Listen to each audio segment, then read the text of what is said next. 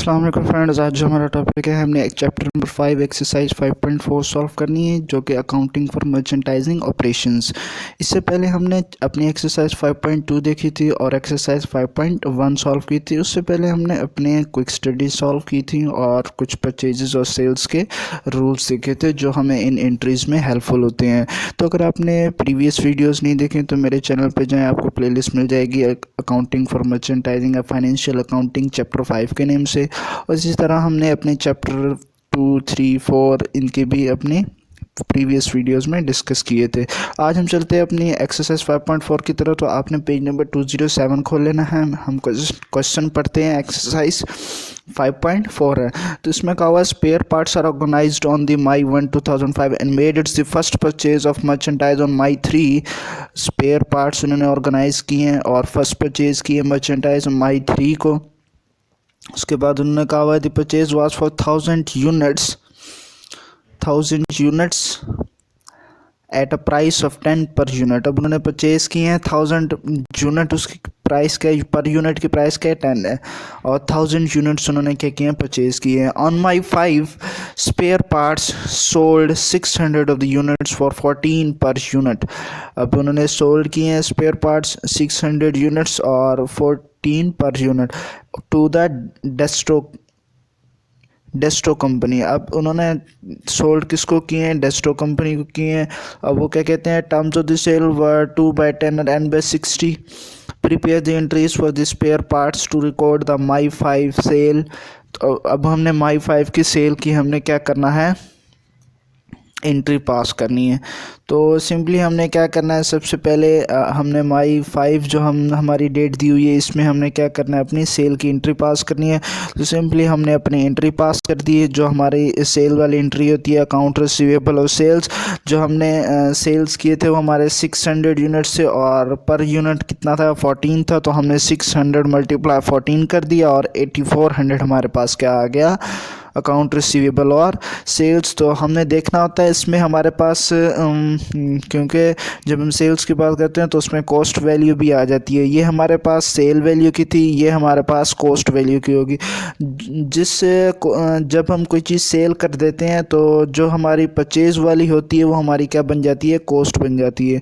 जो हमारी परचेज़ वाली वैल्यू होती है वो हमारी कॉस्ट वैल्यू बन जाती है जब हम कोई भी जो हमने परचेज़ किए होते हैं उसको सेल करते हैं। तो सेल वैल्यू हमारी क्या थे, 600। तो हमारी जो कॉस्ट वैल्यू होगी, जो हमने परचेज़ की थी, कितने किए थे हमने परचेज़, 1000 यूनिट्स किए थे, तो वही हमारे क्या हो जाएंगे, परचेज यूनिट्स हो जाएंगे। लेकिन इसमें अब चूँकि हमने जो सोल्ड किए थे वो 600 किए थे, 600 तो वही आएंगे, लेकिन जो इनकी कॉस्ट होगी, क्योंकि कॉस्ट हमने लेनी है जो हमारे परचेज़ किए थे, हमने परचेज़ के जो हमारे यूनिट्स थे वो कितने थे, 10 पर यूनिट थे। तो 10 पर यूनिट हमारे पास क्या होंगे, हमारी कॉस्ट पर यूनिट की वैल्यू होगी। तो 600 हमने वैसे ही लिखा और जो 10 था उससे हमने मल्टीप्लाई किया क्योंकि हमारी कॉस्ट पर यूनिट की जो वैल्यू थी वो 10 थी।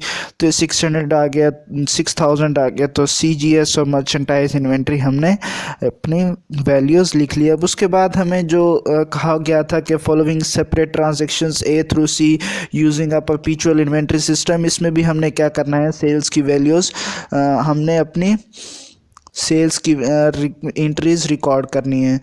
तो ए ट्रांजैक्शन में हम देखते हैं उन्होंने कहा हुआ है on May 7 Desto returns 200 units because they did not fit the consumers needs. अब वो क्या करते हैं, अपनी जो सेल्स होती हैं वो रिटर्न करते हैं। तो सिंपली हमने सेल्स रिटर्न वाली एंट्री पास करनी है और हम 200 यूनिट्स हैं तो 200 को मल्टीप्लाई कर देंगे। हमारे पास कितने यूनिट्स से, 14 यूनिट्स से।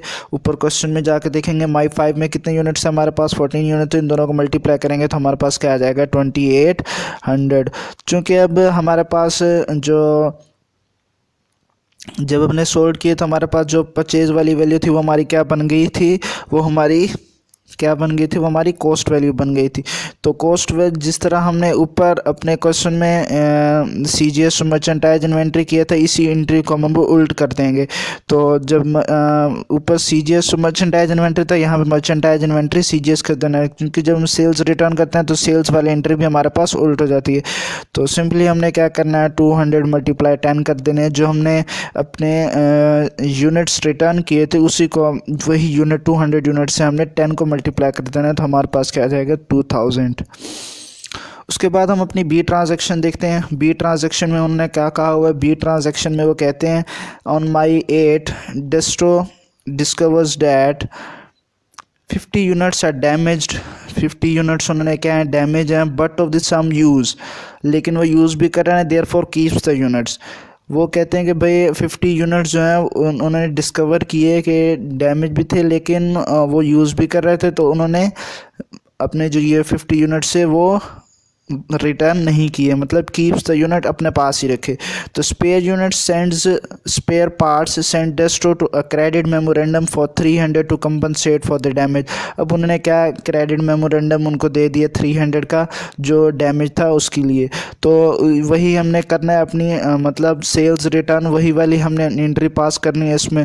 तो हमने क्या करना है, सेल्स रिटर्न और अकाउंट रिसीवेबल 300 यूनिट से कर देना है। इसमें जो हमें 50 दिया हुआ उन्होंने इसकी बात ही नहीं की कि भाई ये 50 यूनिट्स हमारे पास रिटर्न थे। अगर वो ये बात ना करते कि भाई कीप्स द यूनिट्स, तो हम अपने जो हमारे 50 यूनिट्स से ये भी हम इंक्लूड करते इसमें। लेकिन उन्होंने जब कह दिए कि therefore keeps the units, तो हमने इसको इग्नोर कर दिया।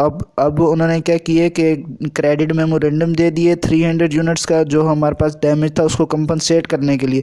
तो हमने इसी की एंट्री पास करनी है, सेल्स रिटर्न और अकाउंट रिसीवेबल हमने लिख देना है। उसके बाद हमारी लास्ट ट्रांजैक्शन सी आ जाती है हमारे पास। उसने कहा हुआ है on my 15 Desto returns the 100 defective units and spare parts, concludes that these units cannot be resold।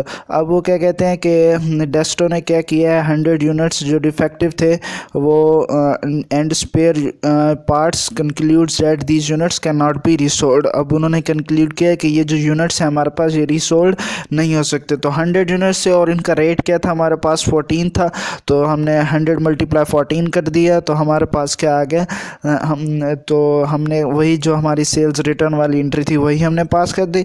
अब उसके बाद वो कहते हैं as a result spare parts discards, ये हमने ऊपर एंट्री पास कर ली अपनी। ये देखें जो हमने सेल्स रिटर्न और अकाउंट रिसीवेबल 100 हमारे पास डिफेक्टिव यूनिट से 14 हमने वही रेट लिया जो हमें ऊपर क्वेश्चन में दिया हुआ था। तो हमने क्या किया, 1400 की एंट्री पास कर दी। उसके बाद as a result spare parts discards them, it removes these units cost from the cost of good sold and records a loss from the defective merchandise. अब उन्होंने लॉस जो हुआ है उनको डिफेक्टिव मर्चेंटाइज पे, वो हमने एंट्री पास करनी है। उन्होंने खुद कह दिए कि हमने रिकॉर्ड क्या करना है, record the loss from the defective merchandise. तो यही हमने एंट्री पास करनी है अपनी लॉस और डिफेक्टिव मर्चेंटाइज और CGS। तो सिंपली हमने क्या करना है, हमारे पास जो डिफेक्टिव यूनिट्स थे, हमारे डिफेक्टिव यूनिट्स कौन से थे हमारे पास,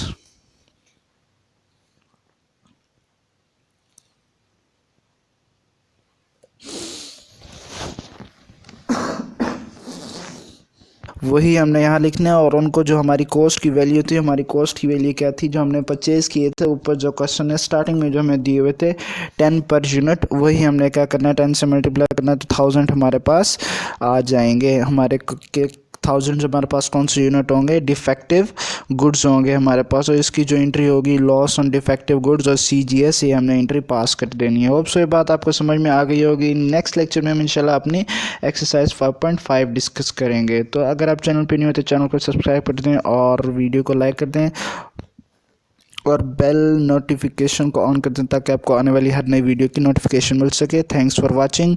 अगर आपका कोई क्वेश्चन हो, कोई क्यूरी हो, कोई बात समझ में ना आई हो, तो आपने कमेंट्स में ज़रूर पूछना है। Thanks for watching. अल्लाह हाफिज़।